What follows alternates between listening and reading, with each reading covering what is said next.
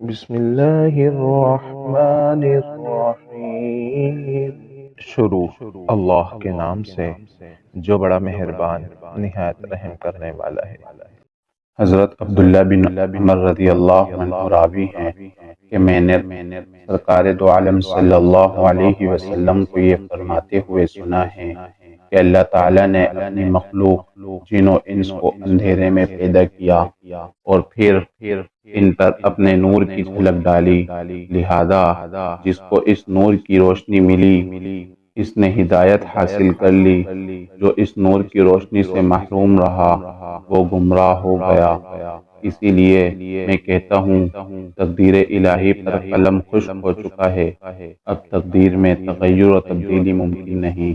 مشکوٰۃ المصابیح حدیث نمبر 101۔ الحمدللہ آپ حضرات کے لیے احادیث، اقوال، واقعات روز بروز انشاءاللہ لاتے رہیں گے۔ اسی طرح کے اور احادیث، اقوال، دعا، واقعات سننے کے لیے ہمارے چینل کو سبسکرائب کیجیے۔ السلام علیکم ورحمۃ اللہ وبرکاتہ۔